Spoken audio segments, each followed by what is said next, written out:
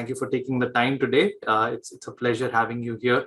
So I think today obviously the theme is talking about being Atmanirbhar and how MSMEs can play a critical role in not just India being Atmanirbhar, but also in being the engine of the growth. And I think I was on a session in the morning, and our conversation, although focused towards the financial part of the MSME domain, was again structured around how there have been some great policy changes, there have been some great directional noises, and I think there's been a lot of action from the MSME side, but there's been a little bit of a gap in terms of implementation that seems to have come in with certain conditions being imposed, certain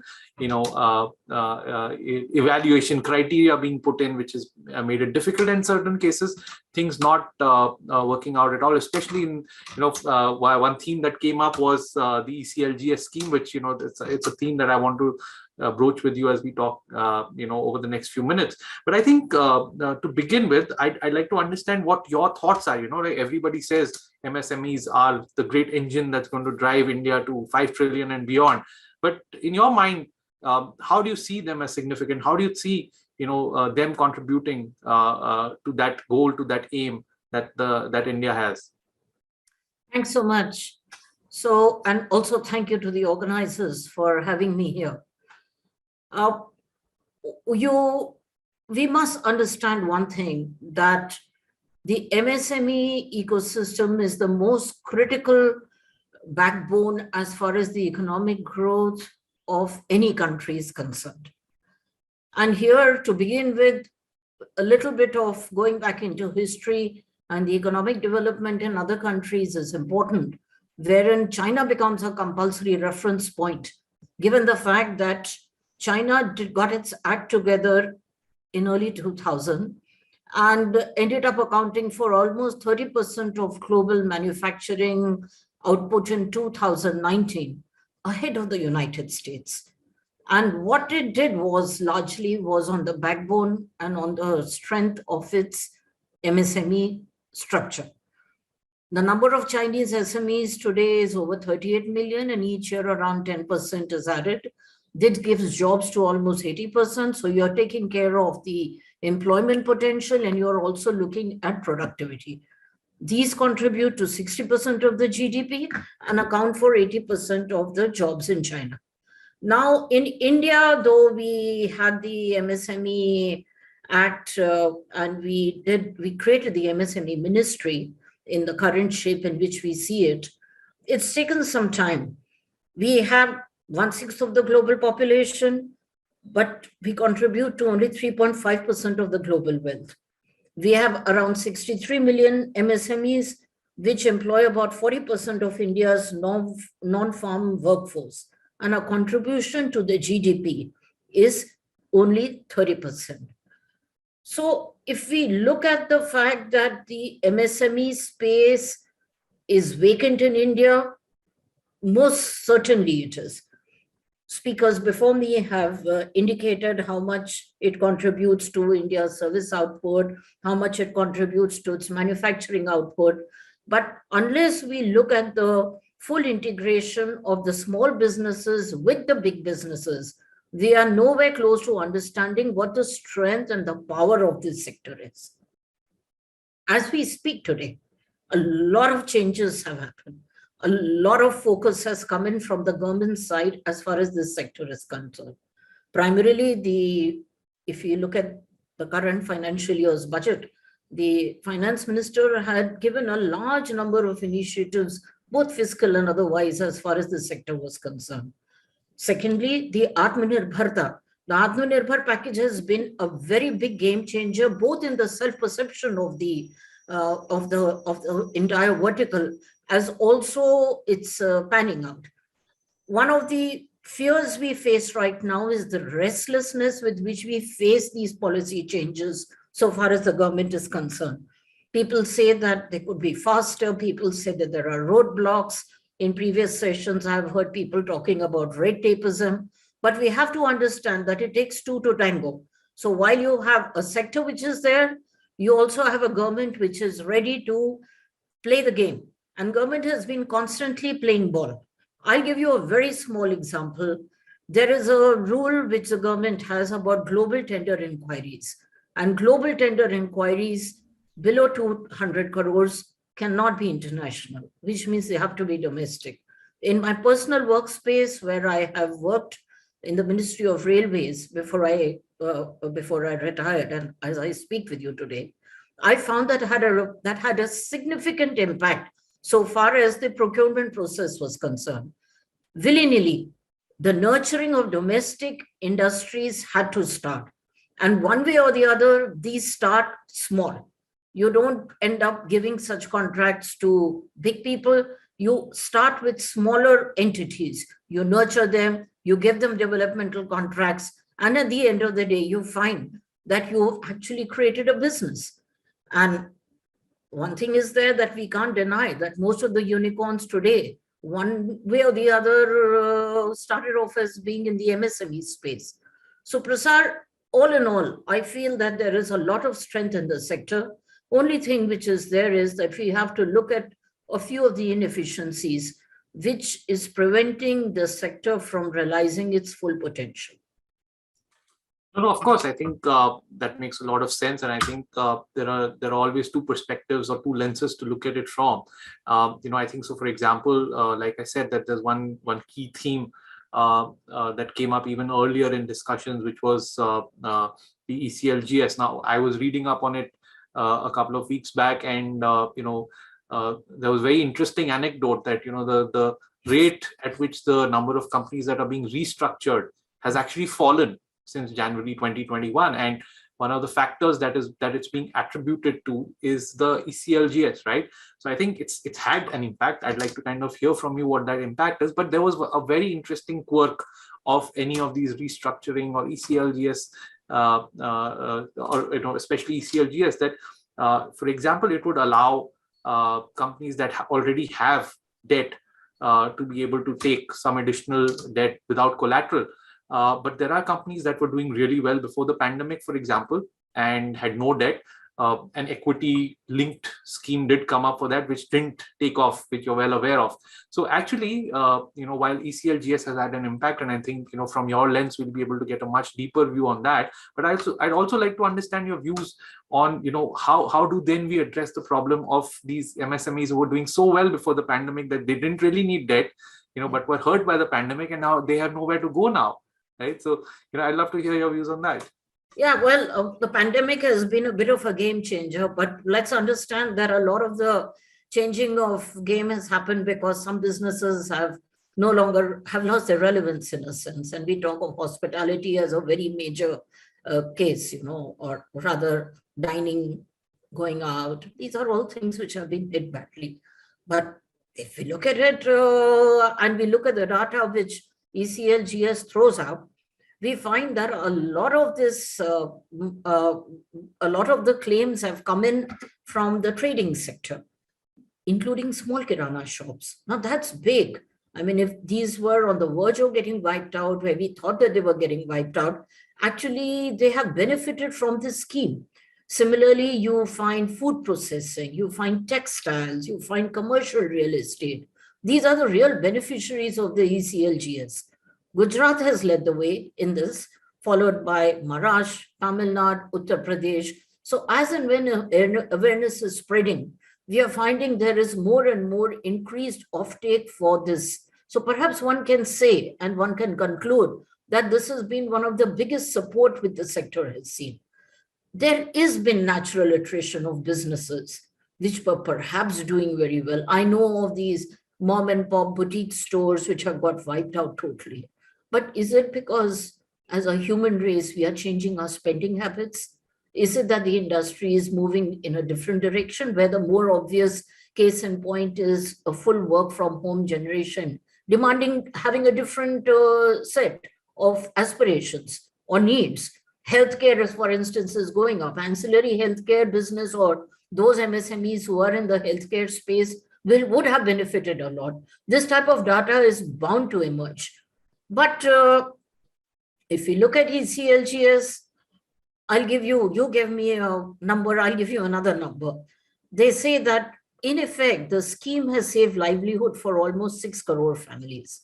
That's assuming 4 family members per worker, including herself, himself, whoever the proprietor is or the promoter is. And MSME loan accounts worth 1.8 lakh crore was saved from slipping into NPA during the period. So I think that's good. And today, when I open the papers, there is some kind of a push building up that the scheme should be extended. So per se, yes, the scheme will be extended. There will be some who will get the benefit of the scheme, which perhaps they are not meritworthy. But then the pandemic has also shown that the rich have grown richer. And the rich have grown hugely richer. And they've taken advantage of government policy. It's not a unique situation to India. I mean, that's the nature of the corporate, perhaps, world. I mean, and I'm sorry, at the risk of, getting a lot of outcry. But the fact is that eventually we are looking at profit. The main motive is profit. And if there's a scheme up for the grabs, why not? So I have no quibble with what businessmen do as far as government policies is concerned. My concern is largely that everybody should be a beneficiary.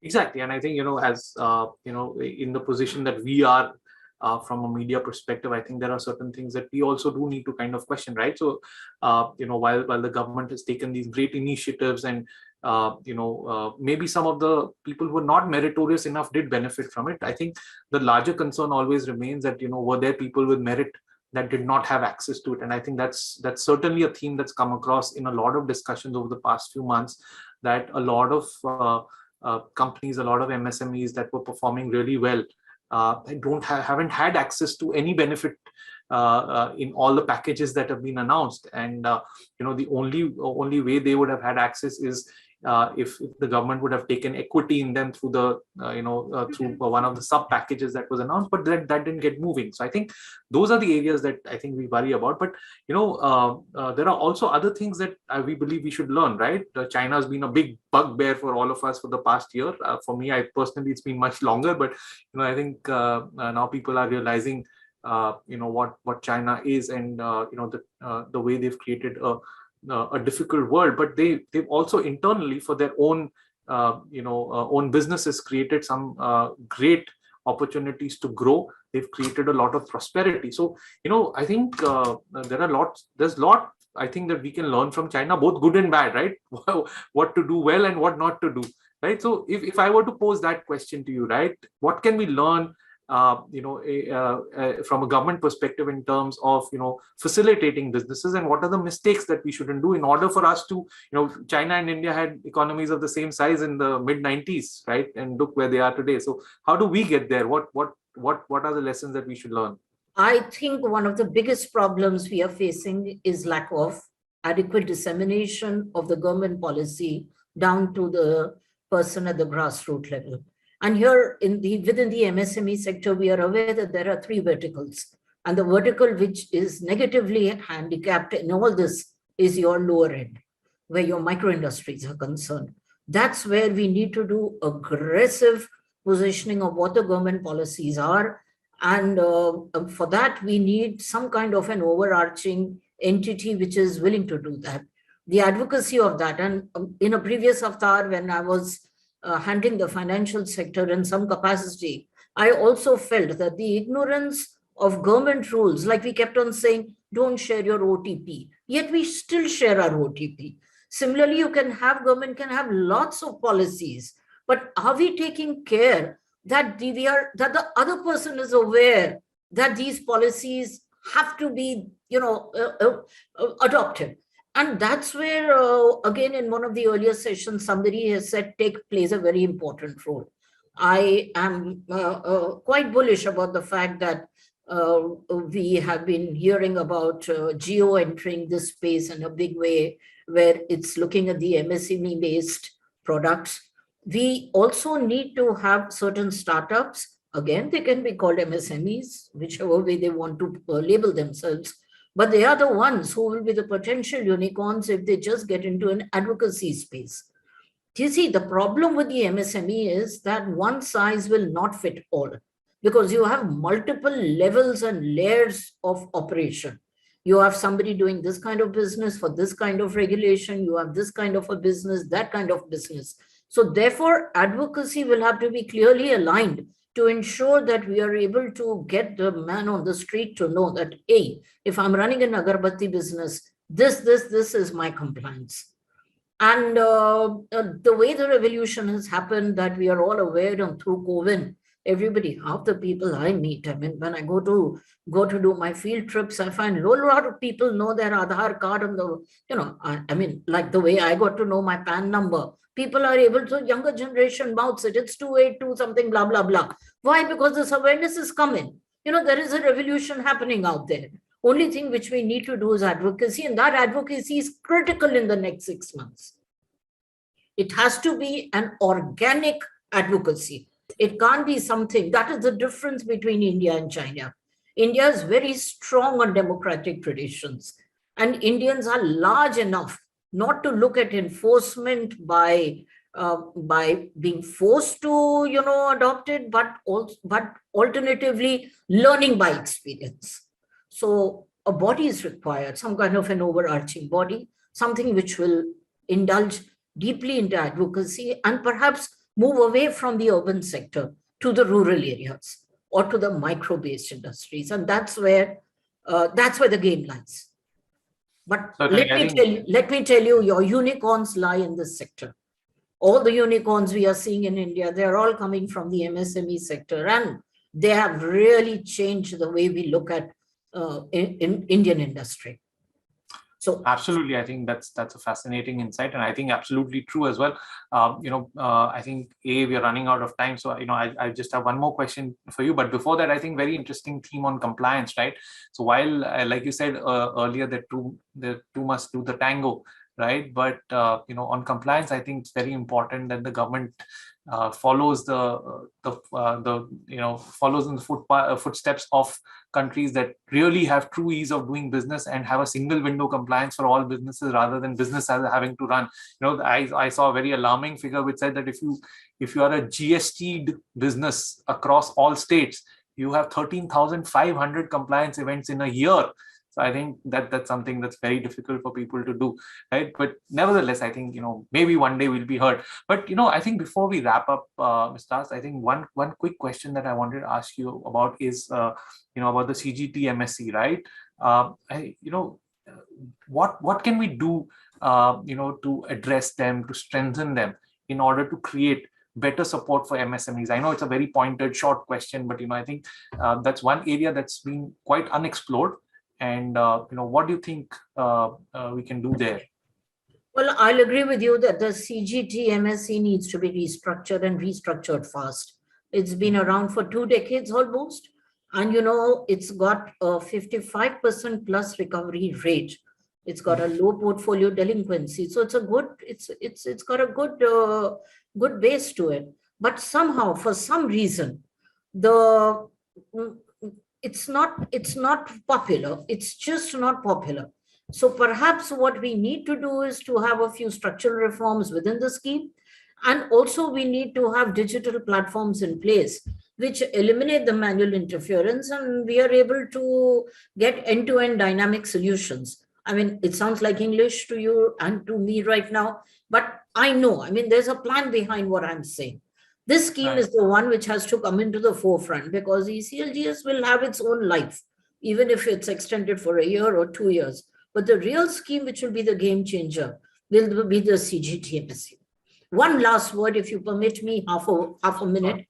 There is another change which is happening in the ecosystem, and which is the fact that there is a very powerful registry which has been set up in the last few years, a debt registry. Now, the moment you have a debt registry, let me tell you, you have in a system where you are able to give better credit. No banker, no lender steps out unless they are 100% sure that the client is, what kind of debt burden they have. And that's the one thing which will have to be wound into the MSME space, that the debt registry will have to be fast-tracked, so that we have a full database available, and this will ease out the process of giving credit. something which you mentioned that we didn't get in the opening remarks. You said that it didn't take off the equity bit. Maybe Right. if you don't have the debt problem and there is legitimacy of your debt burden, you find lending to be much easier or getting credit to be much easier. I think makes a lot of sense. I think, because it's time to wrap up, I think, the way I see it is that, the government seems to have the right direction. I think all of the ideas that you're suggesting, if they were implemented in spirit and process, I think we'd go to the kind of enablement, let's say, an economy like the US, or even some of the European economies have for their businesses. And I think we need to go there. We need to learn those lessons as well. I think voices like yours can help make people who are out there in the power understand there. But I appreciate you taking the time and giving us all these insights. I think each of the points that we discussed is worth a chat in itself. But I think we tried to cram whatever we could in these 20-25 minutes we had. But it was great having you here, and we hope to see you on more of our forums as we go forward. Thanks. Pleasure being here. Thank you so much.